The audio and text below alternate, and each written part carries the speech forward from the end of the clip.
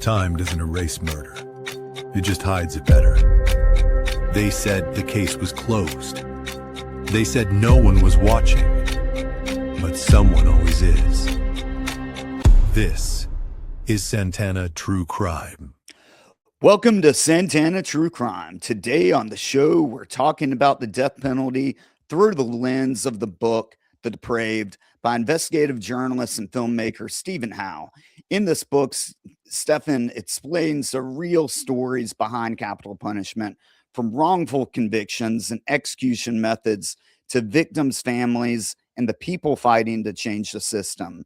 The Deprived challenges us to see the death penalty not as a policy, but as something that affects real people on every side. Steffen, welcome to the show. Thank you very much. All right. Well, and thank you again for coming back. This is time number 3. I've enjoyed all the shows so far. I'm sure this one's going to be great as well. I wanted to start out with, when we're looking at this book, you started out with a guy named Nick Yaris, who is wrongfully convicted, but during this time, he spent 22 years in solitary confinement after his conviction. And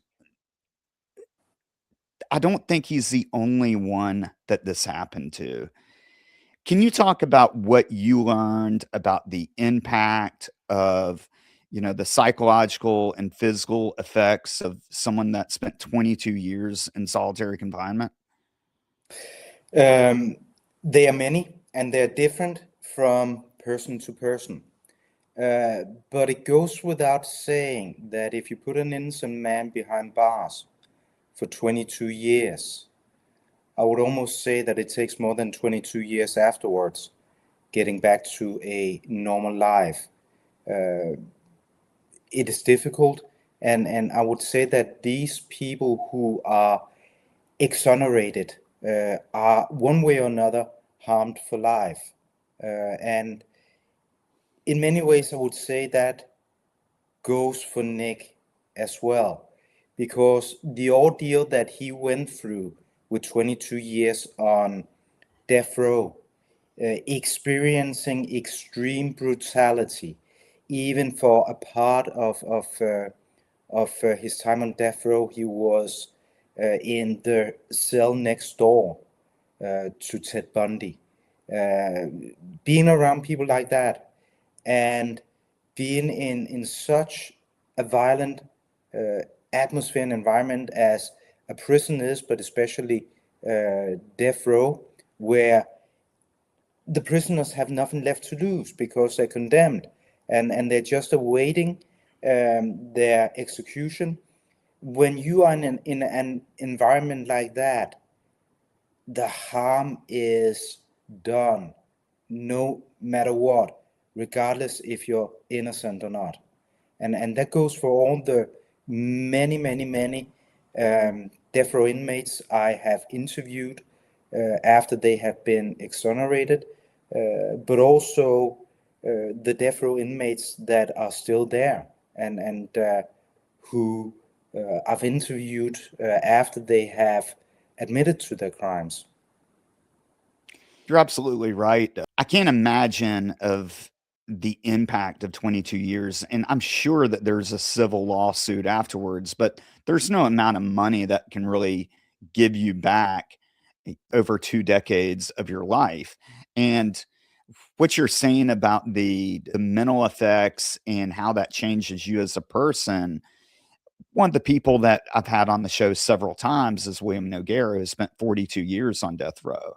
And he's talked about in detail just of how the society that you're living in, it's like a whole different world where it's very cutthroat and it's very much, it's cliche, but to kill or be killed, literally, where it is, you are going to do X, Y, and Z, or you are going to hang out with this group, and you have to really adjust your morals just to survive in a place like that.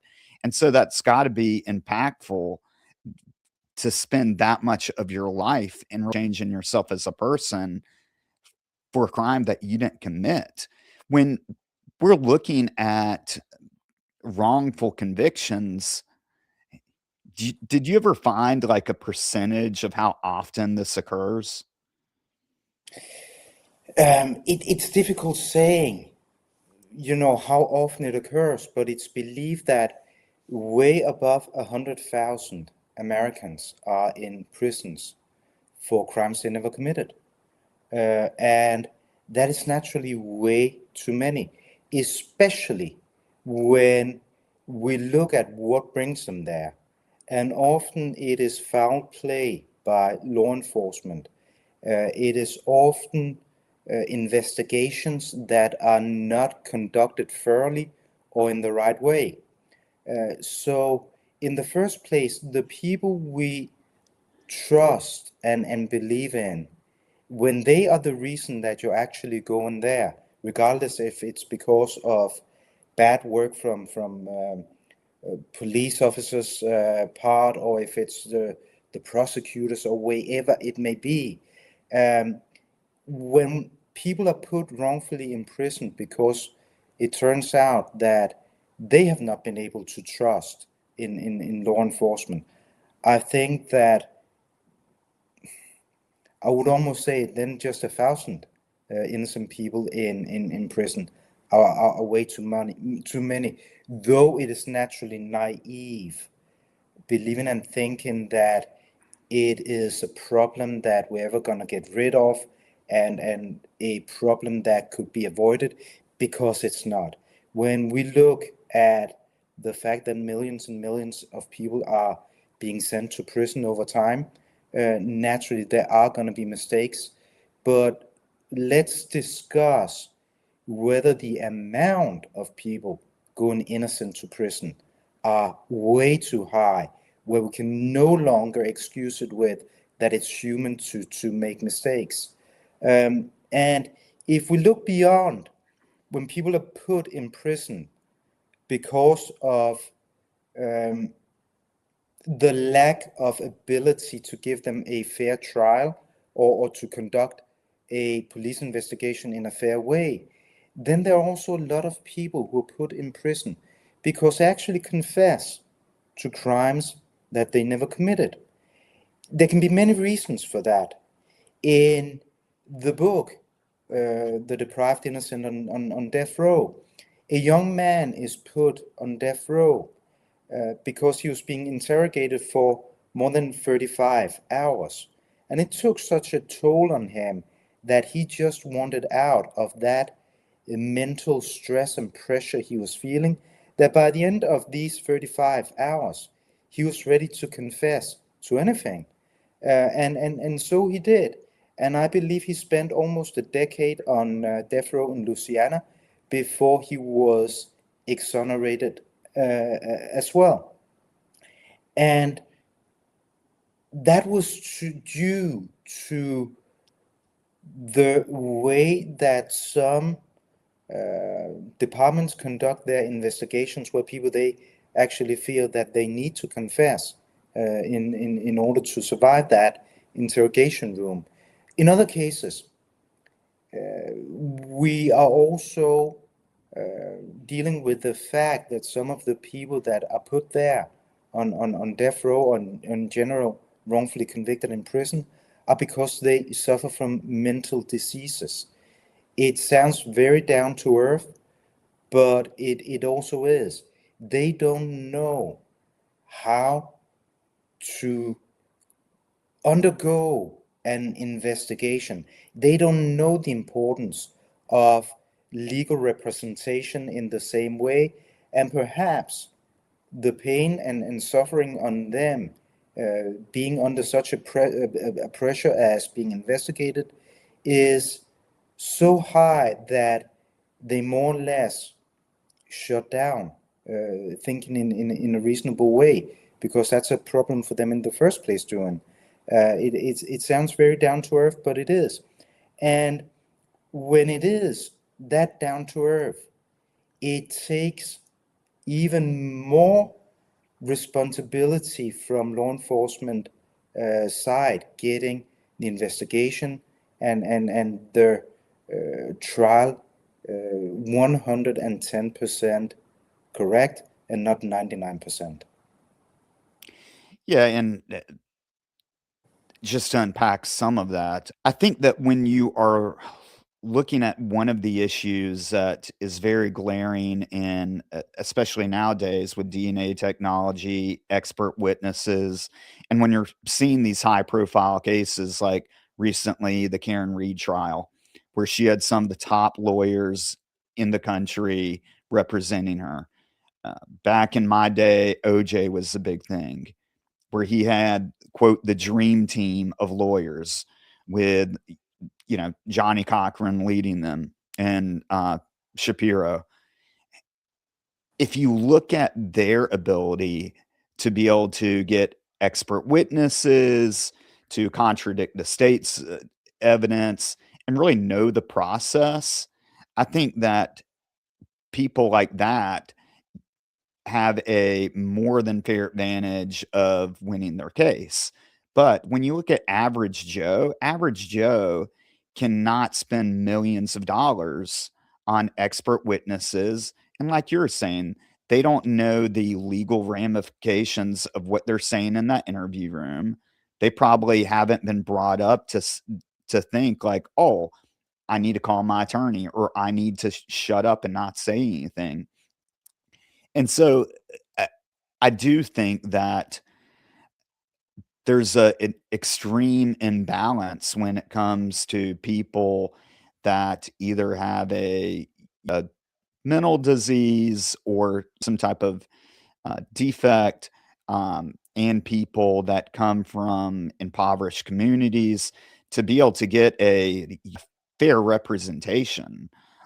That's one of the problems that we're seeing now, is now that we've got the ability to go back and retest clothing for touch DNA and these new technologies that are evolving, people don't think that that stuff is not free. You can't take your item to Otham's lab and not pay them unless the state is doing it themselves.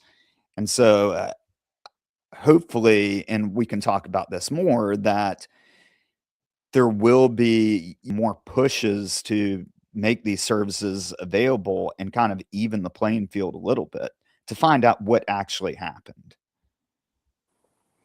Absolutely. But going back to, as you said, with a lot of the people that end up getting a wrongful conviction, when they get representation, when they have a lawyer appointed, they don't even know if it is the right representation they have or not.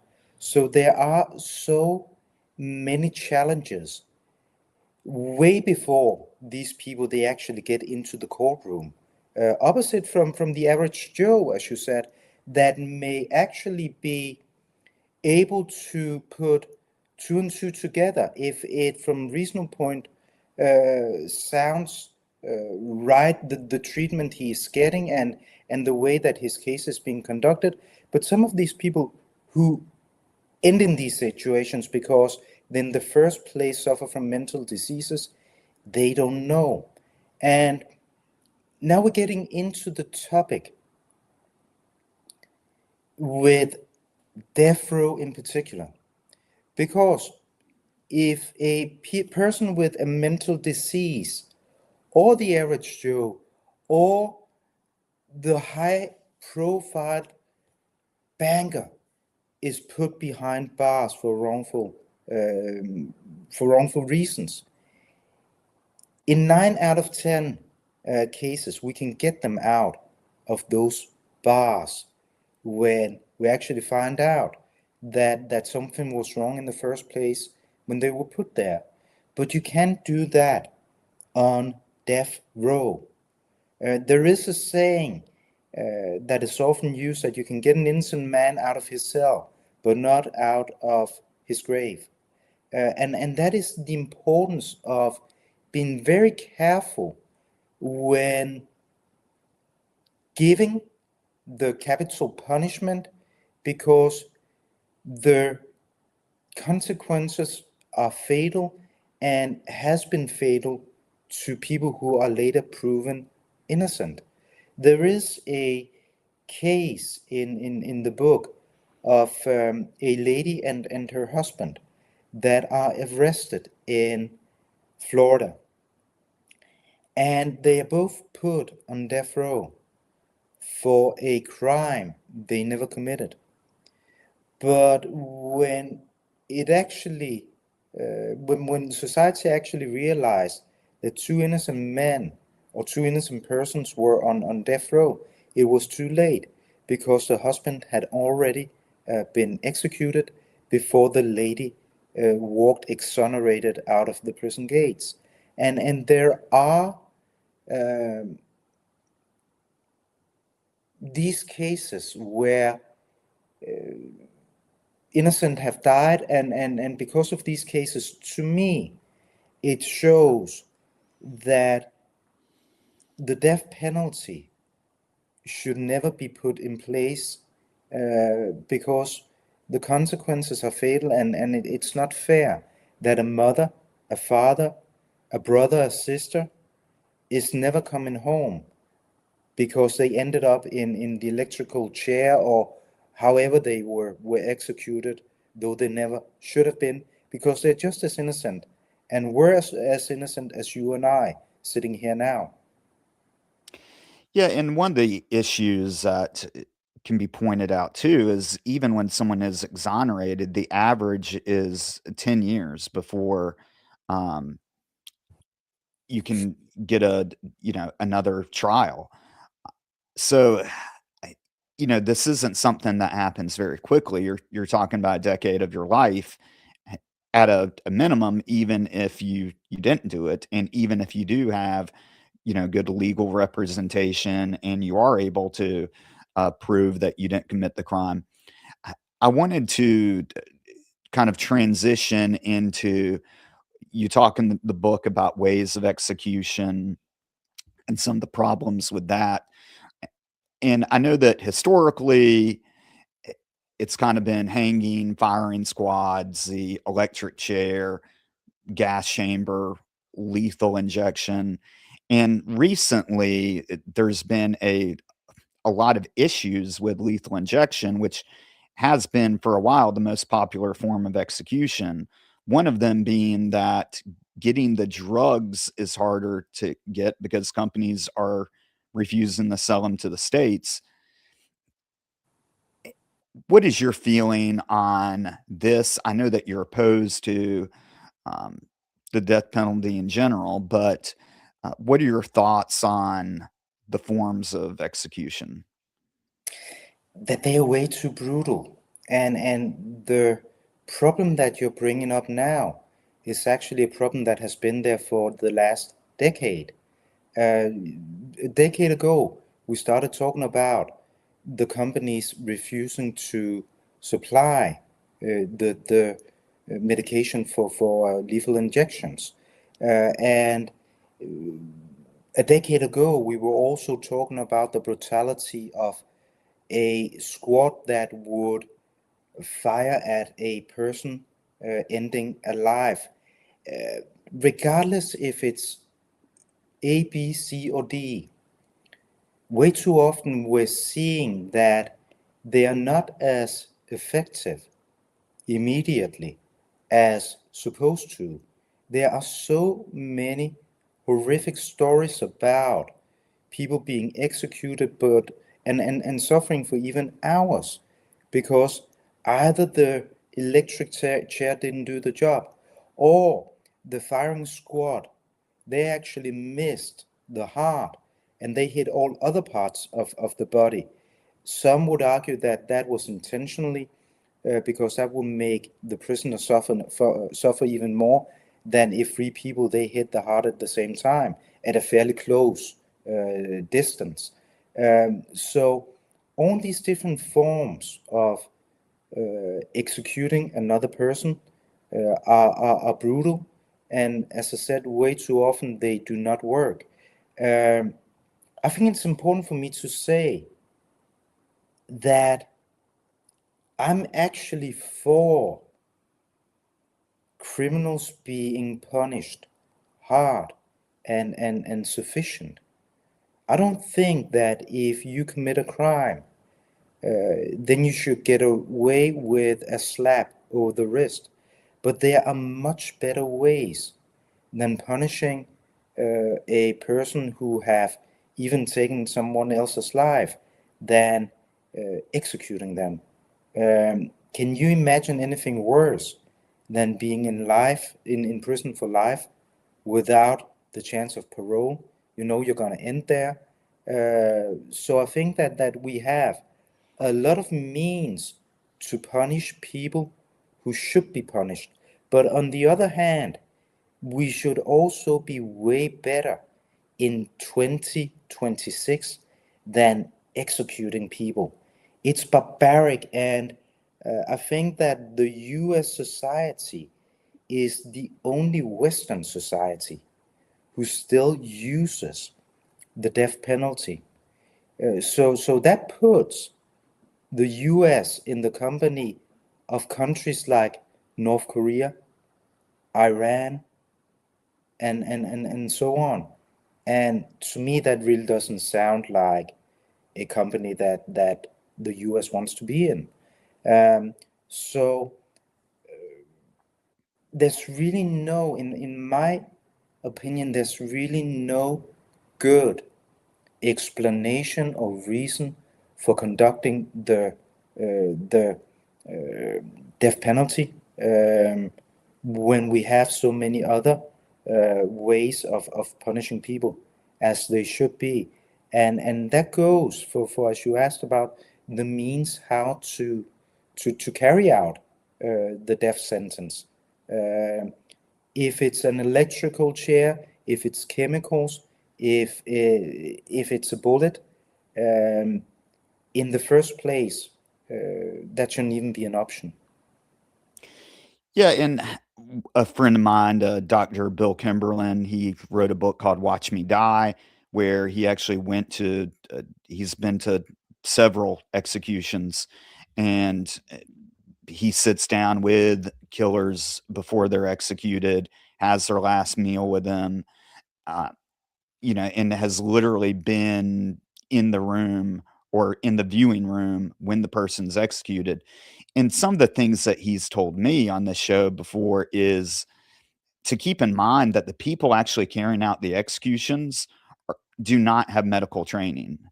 And so there's a lot of issues when you're looking at it from a practical standpoint of having people trained to do things as simple as put an IV in, where he was telling me one story where they were putting an IV in, and you've got to have two IVs for lethal injection by their protocol. And of course, they hooked up a saline bag to keep the vein open. And they were having so much trouble that the guy had to get up and pee because it was taking so long. And then, you hear stories like that, or the guys that are extremely obese. And like I said before, these are not medical professionals. They are more or less guesstimating on how much drug to give the inmate in order to actually kill them. And so that is another factor that comes into play. But from a practical standpoint, too, what you were saying about how there's other ways to punish them, people need to remember that when you're on death row in a lot of states, because this is a state by state issue, either A, you're a state like North Carolina or California, where on paper, yes, you have the death penalty, but you're not actually implementing the death penalty. So what happens is you get the privileges of people on death row, like a cell to yourself, access to outside food, being able to use the phone whenever you want. And there's all these privileges essentially that you're getting because in theory you're going to be executed soon, but what ends up happening is it just costs the states even more to keep you on death row because you're paying for all these extras. So I think that a more from a practical standpoint, people can debate the morality all they want, but from a practical and financial standpoint, and it's a much harsher punishment, say, no, you're going in general population with everyone else.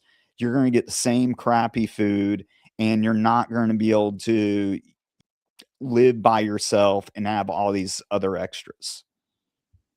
Correct. And in the first place, just conducting a death row or death penalty court case is way more expensive than an average case. And then comes all the appeals on top. So it's not only keeping them in prison, it's also the legal system outside of the prisons that are spending much more money on these cases. So if you want to punish these prisoners even harder, as you say, take them out of death row and put them in general population. That will be by far be way harder on many of them. I still need to hear that good argument that the death penalty is the right punishment. When I was a young man, we haven't had the death penalty in my native country, Denmark, for, I believe, 100 years. Since World War II, I believe, right after. But when I was a young man, at the age of 20 or so, I believe that we should have the death penalty in Denmark as well. When I read in the newspaper about a pedophile raping, kidnapping, killing a young child, the most horrific crime at all, and naturally they should be punished with the death. That was the autopilot kicking in there, thinking, how can we harm them as much? Or in other words, how do we get the best revenge? But as I grew older, I started realizing that there's actually other perspectives to capital punishment than just getting revenge. And those perspectives outweigh our feeling and need and lust as a society to get that revenge. Because I don't see capital punishment as being anything else but revenge. Oh, then some would say, some of the people in favor of the death penalty, well, if we have the death penalty and you know as a person that you risk getting the death penalty, then it will prevent you from doing the crime because you know it could have fatal consequences for you.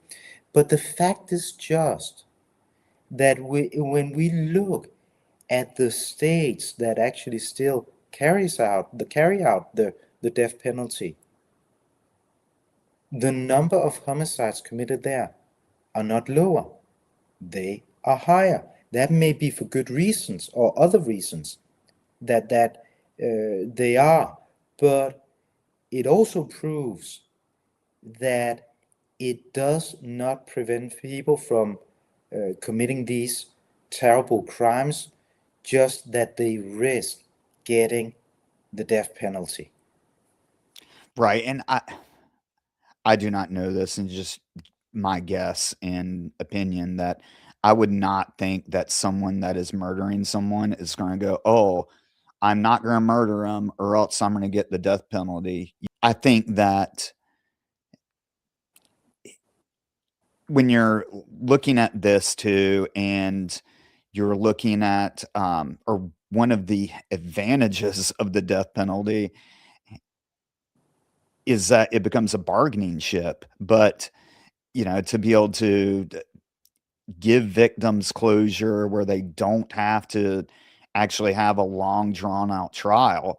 By the same token, I think that if you are represented and you're in a state where you're not in Florida or Texas or Alabama or one of the states that will kill you very quickly, it's got to be a reality that you're not really changing the argument, if that makes sense. Like if you did kill someone and your lawyer says, all right, you're facing the death penalty and you're in California, it's not really that big of a change, right? Because you're not going to be actually executed. Um, I do think that when you're in a state like Florida or Texas and that's on the table, you may be more willing to take that life sentence just so then, you're not facing that. And that does give the families the ability to not go through that. What reminded me of this is that a few years back in North Carolina, where I live, we had a 15-year-old named Austin Thomas who killed 5 people in a neighborhood not too far from me. And this is a middle class area. He was 15 years old, took a shotgun and some other firearms, just went on a rampage. And one of the people they killed was Officer Gabriel Torres, who was a Raleigh police officer, who was just going to work. He had his uniform on, and he's literally getting in his personal car to drive to the station. And Austin walked up to him with a shotgun and killed him. He was 15 years old at the time this happened. So obviously the death penalty can't be on the table, but he just recently, the other day, pled guilty to all the charges, and I'm sure there'll be some type of plea agreement with that. But I just look at, if the families of those victims had to go through a multiple year-long trial, the effect that would have on them and the community is pretty drastic. So I think that there is something to be said to be able to hold over their head and say, and have a bargaining chip in a way to not go to trial. But I can't say that that outweighs the amount of times that we get cases wrong, which is human nature. Absolutely. Thousands of Americans have already been exonerated over the last few decades. Hundreds from death rows, and thousands from the general population for having committed everything from rape to homicide, etc. So it's not a small problem. I would say thousands of Americans exonerated is a huge problem, and with that magnitude of wrongful convictions, it outweighs, in my book, the need to satisfy the families of the victims by giving them some kind of closure by having the perpetrator executed. We need to give both benefit of the doubt, but also put more weight on the fact that you can go to prison and being executed as an innocent than the lust for revenge and the need to satisfy the will of the relatives of the victims. When you're looking at the relatives of the victims, have you seen any evidence or percentage of the victims' families that wants the death penalty being implemented versus not? I don't have a figure in mind. I do not have a percentage of families asking for the death penalty. I know that naturally there are a lot of families that believe that their perhaps pain will surpass quickly, or it will be easier to deal with it if the perpetrator is also, put to death. There's no doubt about that. It becomes really interesting when the families, when the relatives ask for the person not to be executed, because there's also a lot of those examples. And I guess when they ask for the perpetrator to be forgiven, not put on death row, it's because they realize that it will not give them back what they have lost, and it will not take away the pain. It will not make their life easier. Something that might make it easier is their ability and strength to actually forgive the person who have committed the most brutal crime to their loved ones. So I think that is a more interesting take than the easy one, that we have a need for revenge. It's in a way, it's a way of revenge to make them spend the rest of their life in jail in a crappier cell. And what reminded me of that is that with the Idaho killings with Brian Koberger, he pled guilty, and the family agreed to a life sentence for him. And I know that through all the complaints that he's filed that he's living in hell right now. It's a very crappy prison, and every night prisoners are yelling into the vents, saying what, acts they're gonna do to him as soon as he gets in general population, which in all likelihood isn't even gonna happen. People like him, they can't even put in general pop. So he'll probably spend, the rest of his life in solitary confinement, which has got to be, just psychologically worse almost. When we go back to what you're saying about the gentleman who spent 22 years in solitary confinement and it drove him crazy. Well, Brian's going to be spending even longer than that. So I think that that's a extremely harsh, and if you're looking at justice in that form of revenge, you're going to get revenge. Absolutely. Um, I also just thought of a example from the book that is from Ohio. That is about a man called Derek Jameson. What is unique about his story is that before he went on death row, he experienced the biggest problem with putting people wrongfully in prison, that law enforcement did not do the job as they should. They ignored 35 pieces of evidence that proved his innocent. Yet they were so keen on getting a conviction that it didn't matter who they got, and that he was actually innocent.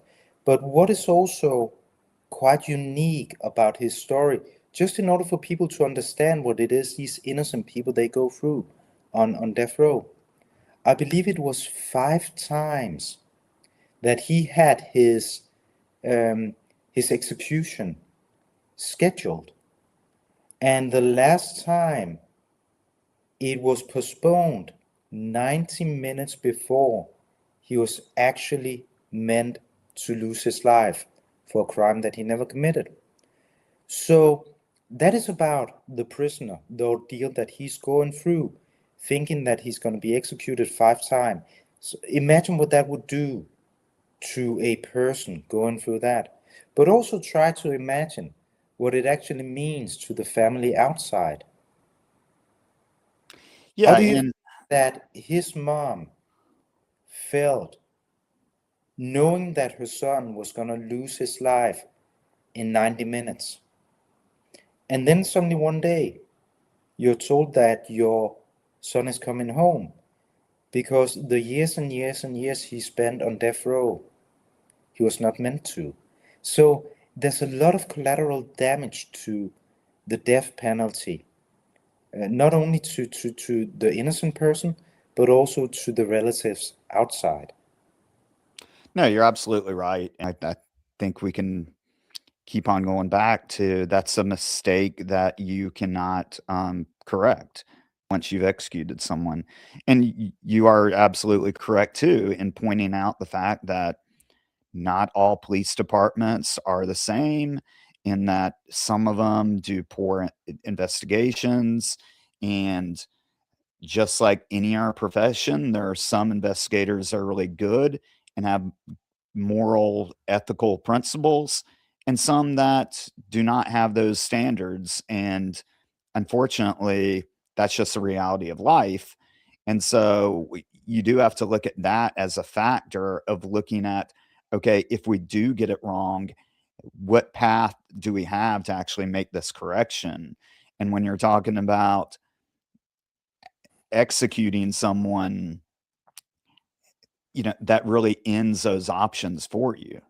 I mean, yeah, I realize that these guys are going to spend decades getting exonerated, but at least they have that opportunity to be exonerated and not, we're finding out about this after the fact that they weren't the person responsible. Yeah. So I think that this is a subject that the US is going to be talking about for quite some time. I don't think that executions are going to go away. I I do think that hopefully states will start looking at this issue and try to find at least some type of resolution and lower that number if we're not going to end executions altogether, which I don't see happening again. Um, but I am glad that you're pointing this out and bringing attention to this because I do think that it's important. And I do think that we need to make sure that we get this right as much as possible. Absolutely. But one question for you, a question that often puzzles my mind. Why do you believe that the US society is the only Western society that still feels a need to, at least in many states, I believe is it 21, 22 states that still carries the death penalty? Why is it that the US society feels a need to have that possibility when so many other countries in the Western world do not? So I think that when you look at from a historical perspective, and especially when you look at states in the South, what we would refer to as like the Bible Belt, you're looking at a lot of the laws and things like the death penalty were brought on by like Old Testament Bible of eye for an eye. And those things are just really hard to change in general. I see it problematic as we are in the group of North Korea and Iran and all those countries you don't want to be associated with. We don't look at the outside world as much when we're looking at changing our laws. And I think that in certain states, it is very hard just to change that mentality. And I know I'm fumbling this, but I'm going to give you another example. It's just like in the Bible Belt when we look at things like the lottery or the legalization of marijuana, or the decriminalization of marijuana. It's the same thing where they try to apply these religious moralities, would be the way to say it, of basing it off more of a religious standpoint. And I understand completely that I'm not saying that Christianity supports the death penalty. I think you can go back and forth on that. Some people are going to quote the Old Testament, some people are going to quote the New Testament. But I do think that just from a historical standpoint, that's why it's like that. And I would just say that in the South, it just takes so much longer to get those things to change. And I don't think that's a good thing. I'm not saying that, but just from living in North Carolina my entire life, when we see other states doing, things like legalizing marijuana, legalizing gambling, doing those type of things. And, they're creating rules and laws around that. It's not free for all, but it's always North Carolina and the South are usually the least to adopt those. And I feel like that's the same way with the death penalty, where I don't want to go on too big of a rant, but I think that when you look at when people get into politics, they normally stay there for decades and decades and decades. And the way to stay in politics is to think like the majority of the politicians around you and what you believe your voters are going to believe in, type of thing. Okay, so if you're in North Carolina and your district is pro death penalty, you're going to be pro death penalty. And if you do get into Congress in the U.S., you're staying. It's almost like a lifetime commitment at this point, because they just get reelected year after year. So change is just very hard to happen. Does that make And sense? yeah, but that is also, one of the reasons, in my opinion, why authorities turn their blind eye to justice when it becomes, for political reasons, more important to get a sentence than getting the right guy. Yeah, and I think that sometimes the death penalty is politicized because it goes back to hangings and pleasing the mob by, okay, we're going to execute this guy, and everyone's cheering and bringing their kids to it. That honestly wasn't that long ago when you look at it from a historical perspective. And it's the same type of thing where when these horrendous acts happen and we do catch the person or who we believe did it, it almost pleases a crowd and society by saying, all right, I'm going to show you of how tough I am on crime. I'm going to kill him back. Right? Like George Bush had this line where he said, if you kill someone in Texas, we'll kill you back. And I think that that's kind of the same crowd pleasing rhetoric that occurs and works for political gain too. Because people are like, oh, you just killed those kids, you'll kill them back. Yay, we support you. You're tough on crime. Being tough on crime is associated with executions, where if you said, you know what, I'm not in favor of executions because we get it wrong too many times, like that's not going to help you politically to go against the system. And that's one of the problems that we have, is that instead of speaking of realities and bringing up these problems, and looking at it from even a practical standpoint, it's not a popular opinion to have, right? Like if you're a Democrat in the US, you have to be against executions. If you're a Republican in the US, you more or less have to be for executions. And it's very hard to move within your party if you're against executions and you want to be a politician in the South. But it's a high price that innocent people are executed in order to satisfy political opinions. Oh, and I completely agree. And I don't think that I've talked about this before, that I think that that is one of the huge issues in the US when you look at politics, is that if you're a Republican, you are expected to vote down Republican lines. If you're a Democrat, you're supposed to vote down Democrat lines.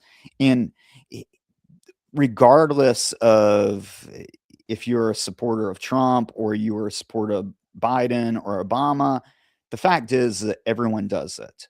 Everyone does that, and everyone is involved in special interest and other problems. But there just doesn't seem to be, we used to call them like centrists, that are maybe you're a Republican, but you you believe that the death penalty should be abolished, or you're a Democrat and you believe in a stronger military and tax cuts. Like that, there's not like that hybrid politician like it should be. It should be that you are a Democrat, I'm a Republican, but we're able to sit down at a table and find some type of compromise. And I feel like that is one of the biggest problems in the US. And that's what kind of bleeds into this death penalty argument. Even when we see things like we're mentioning before, where, okay, now drugs are harder to get by, so we can't do lethal injection. And states are like, okay, well, we'll just do firing squad. So like that's not really slowing down the process either. I would hope that in the future, if you're in support of the death penalty, you have to take into consideration that I don't know what the percentage, but there's always going to be a percentage of people that you are going to be killing that are not guilty of the crime.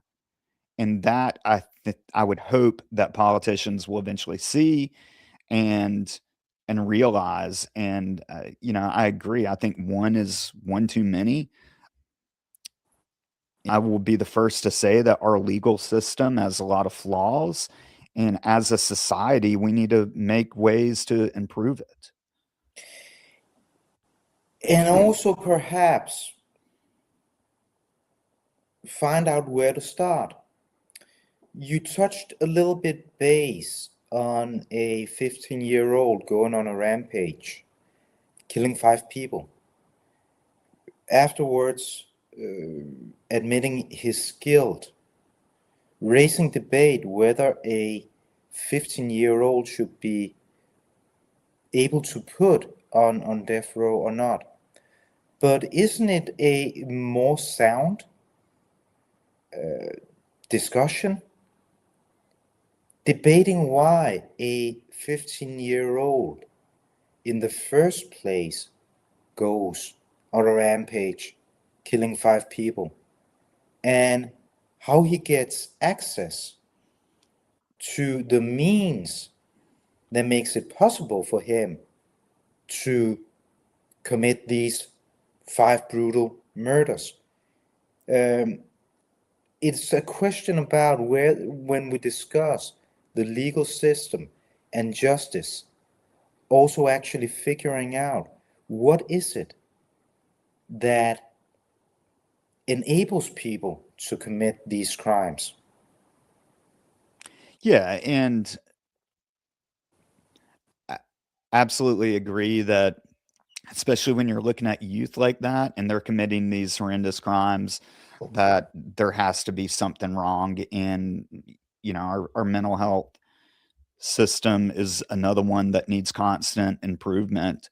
I think that as a society, those are things that as we evolve as a society, we just need to look at. I understand that some things are not going to be prevented, and there's always going to be people that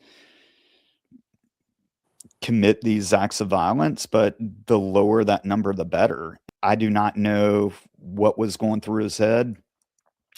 I don't think he's made any statements. I know that in that case, his father's firearm was not secure, and his father was actually charged for that. But things like that doesn't really make up for the fact that 5 people lost their lives, including a police officer. And the point is, perhaps there should be put even more focus on not how we punish the crime, but how we prevent it in the first place. Oh, yeah. Yeah, absolutely. And I think that that goes back to mental health.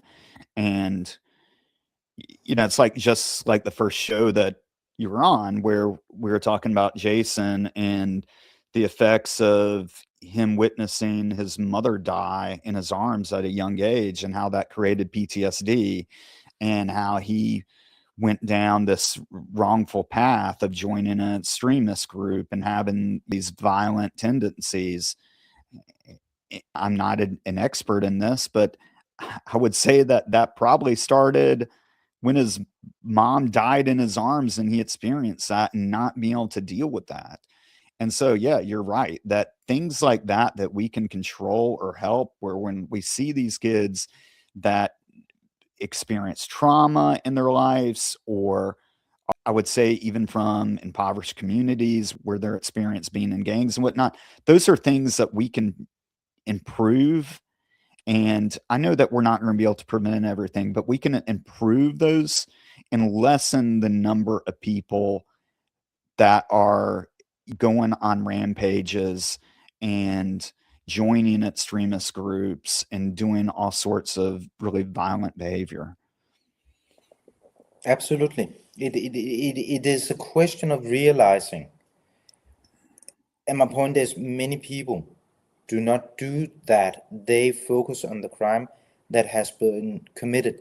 But when people, they commit crimes, it's often because of, as you mentioned yourself, one thing could be the mental health and society's lack of ability to actually catch and help these people in time.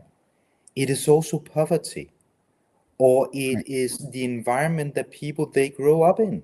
If they're not getting, the right school education, if they are not inspired to actually lead a life worth living, and not jump into the shortcut of committing crime, as they think that is a mean for them to get a better life and out of the problems that they are, you know stuck with, and it just takes a completely different discussion, not only in the US but in general.